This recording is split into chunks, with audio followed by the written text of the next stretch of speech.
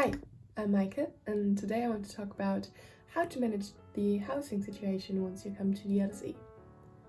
First of all, if you clicked this video, probably you got an offer of a study place at LSE, and therefore I want to congratulate you. Congrats. I hope you're going to have the best time of your life, but there's one big question besides uni: where to live and how to manage London. And well, I guess there are kind of three main big options of where to stay. First of all, just living on your own and living in a shared flat, or living in halls. And while all of the three of them are pretty good, for me myself, in the end I decided to live in halls. I today want to say a bit more of why that was the case and what life in halls is like.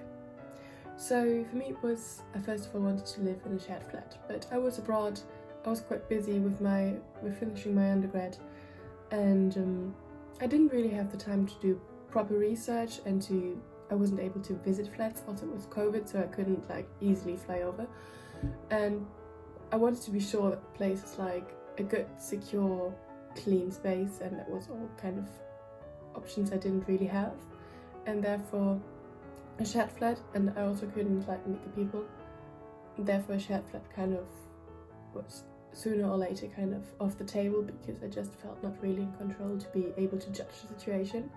And well, minus the roommates or flatmates factor, the same applied for living alone.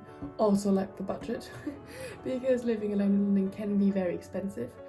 So I looked up what the LSE offers, and I looked through the LSE halls and also the University of London halls, because you can apply to both, and narrowed it down to I think 2 or 3 halls which kind of ticked the box for me. As I was coming for masters, I knew that I wanted something furnished for only the year that I'm here. I wanted something to be central, because if it's maybe only a year of experience of London, I wanted to be really in it. And then I thought about okay, some halls are catered, some aren't. So some provide breakfast and dinner and some don't. And I thought about it, and I knew that this one year would be kind of stressful and busy. And I decided to go catered, because then I don't have the fuss of going shopping, cleaning up, cooking for myself. And also I would meet people always at meal times. And that actually turned out really well. And in the end, I therefore decided to apply for Nutford House, the University of London hall. It is quite near to Marble Arch, so therefore quite a bit away from LSE, but still it's a 15 to 20 minute bike ride or 40-minute walk, which is totally manageable in London. And there's also the central line running from Marble Arch to Holborn, so it was pretty well connected. It looked just very cozy compared to some of the new modern ones, which was something I preferred personally. Besides the catered option, it was also that this room is quite small, but that was actually in favour for me, because I knew I didn't want to bring too much stuff, and I felt it would be way more cozy like this, and also it wasn't as expensive because it is quite small. Some other great things about living in halls as well, that you share so much stuff beside your room. So I don't have a bathroom or on kitchen, but on my corridor we share bathrooms and a pantry, so we don't really have a kitchen because we're catered, but still we have some equipment to prep some smaller meals and stuff. And besides that, we do have 2 common rooms, one which is a bit bigger and with a piano, and then the garden room, which is also facing out to the marvellous garden we have, which is such a luxury in London. So that's really cool that you have kind of all these facilities you wouldn't be able to have on your own. Besides that, there's also a study in the games room, but also on the more practical side there is laundry facilities and a bike shed, which is super great for me as I'm always biking to uni, and in this way I know my bike is secure. As I said, Nutford House is catered, therefore we also have a nice dining room.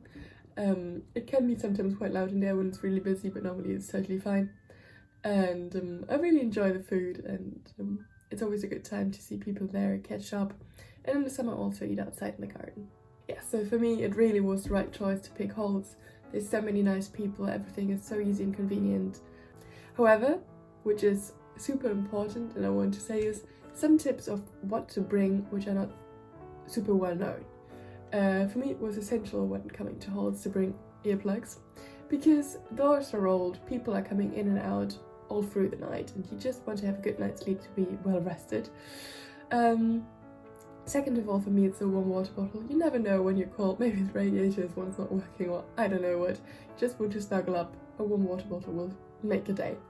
On the other hand, only if you're here for a year and you're furnished, I would say bring some stuff to personalise your room, to feel more at home and to really feel cosy. And also essential for living halls is having slippers or slides to just put them on very quickly, to go to dinner, to go do your laundry, and not really to put on shoes all the time. That's so annoying, I did that at the start.